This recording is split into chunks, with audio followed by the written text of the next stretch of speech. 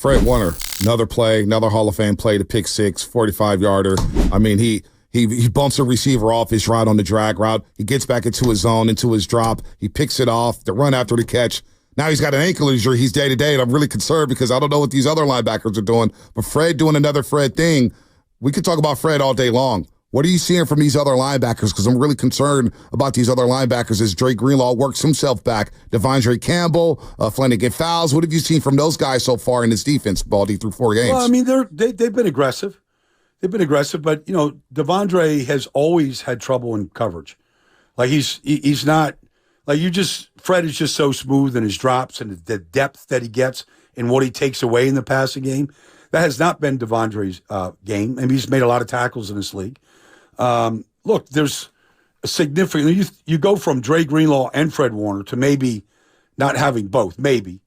I mean, that's significant. First of all, those guys have played 6 years together. They know everything about how they play together and how they play off each other, spilling a run to the other guy. Like they're split in man zone coverage. It's just elite the way that they play together. Look, Fred has one mission in life right now, outside of winning the Super Bowl and being probably Father of the Year, Man of the Year, and all the other awards you could give Fred. All he wants is the ball. Like, that's his thing. He wants the ball. Any way he can get the ball, whether he's punching the ball out, whether he's picking it off, whether he's taking a fumble, like, he wants the ball. And I don't know if a lot of linebackers think like that. A lot of linebackers are pretty content, going to make tackles and pumping their chest up when they do and all that stuff. Fred wants the ball. That's the most important thing to him. It wasn't the cleanest game for the 49ers. A lot of mistakes, a lot of things to clean up, special teams, defense, all that stuff. But it feels good to know you got a damn good quarterback, and that's Brock Purdy. The guy is just in total control in his third season in the NFL. And again, outside of the one decision where he forced the interception and double covers to Brandon Ayuk, I thought Brock Purdy was Brock Purdy, which is one of the best quarterbacks in this league, Baldy. And good morning to you. I mean, there's no doubt, Bonte. I mean, you just watch him play, and whether he has to get out of harm's way, has to extend a play. I thought it was really not clever, but it was the right game plan by Kyle to get all the guys that missed the week before, whether it was Kittle or Debo, to get them involved. You put Debo at tailback position in the first play, gets the ball in his hands.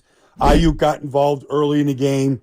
Like, I just thought the game plan was smart, got the guys involved right away, and that's Brock Purdy's job. Brock Purdy is like, okay, here's the script.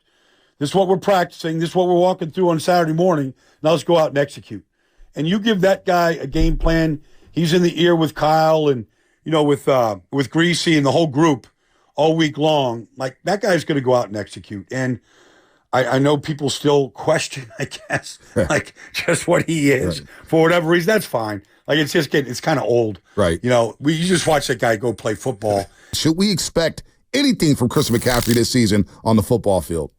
Well, the hardest thing for Christian McCaffrey to do is to rest. It just is. He posts all his workouts on social media. It's great. I mean, but after the season he had, we said it last year, 400-plus touches. Just go look at the history of anybody that's had Curtis Martin, Sean Alexander, anybody, Deuce McAllister. Look at any guy that had 400 touches, and look what they did the next year. Look at McCaffrey 4 years ago in Carolina when he had 400, what he did. Like, and then you combine that with his off-season training.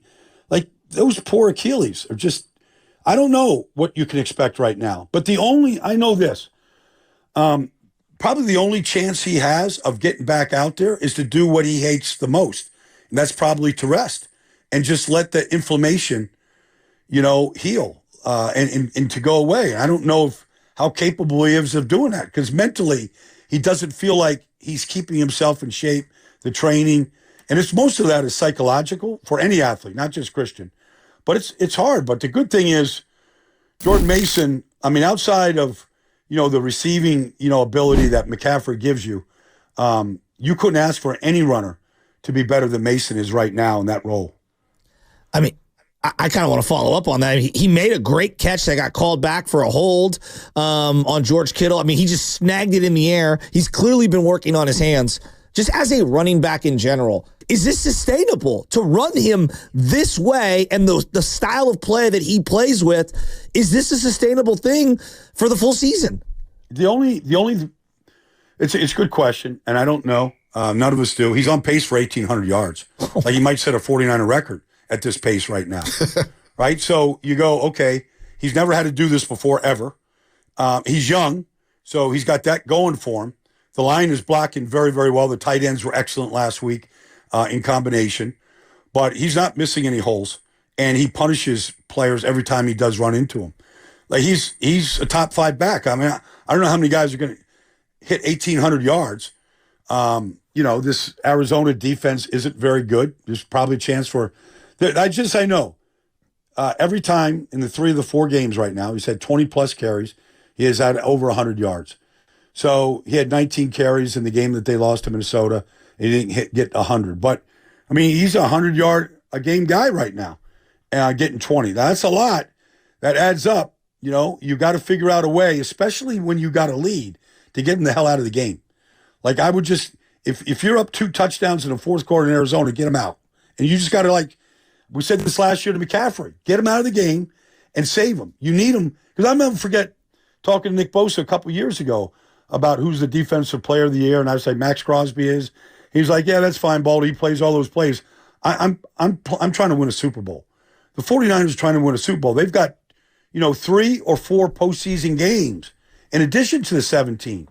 So you have to start thinking about that, even in week 5, if you got a lead, to get them out, stop them at 16 carries, get them to the 20th game. That's what's going to be the most important, especially if you're not going to get much from McCaffrey right now. Looking at the defense as a whole, Malik Mustafa played a lot at safety, which it was great to see the Rook out there. Obviously, Nick Bosa played with tremendous effort in that second half, recording a strip sack and recovering the ball. I thought Floyd flashed. Malik Collins looked good. Just the defense overall. Showed up. Who? Okuwanu, number 91. Yes, 91. Okuwanu. He came out of nowhere, buddy. We didn't know who he was 2 weeks ago. I didn't know either. I didn't know how to pronounce the name for a long time. I've been practicing, though. Samuel Okuwanu. I want to make sure I got it right on the show. We got it for you, Baldy. We've been butchered it. Here you go, Baldy. Samuel Okuwanu. Okuwanu. We just saw him 2 weeks ago. We're like, who's number 91 just having a free rush against Matthew Stafford? We had to look at the practice squad. Yeah. No, but I mean, there was a couple other guys I was like, that I was kind of studying here, getting ready for this today. Like, I didn't know Evan Anderson. He punched the ball out. Like, if some of these guys, they're getting into their depth. And look, they keep losing guys. I mean, I don't know how, but I mean, they won the game. The defensive front won the game. They really, everybody, Malik played great. I'm always been a big fan of Kevin Givens. He probably played his best game he's played in years. Nick got home. I know everybody else getting sacks who was pissing Nick off that he wasn't getting one. So he got his at the end in the fumble. But that was good to see. Look, it's a very inexperienced offense line. The left tackle probably isn't a starter.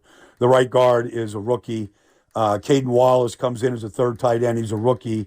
I mean, they ate up against, a pretty inexperienced group up front.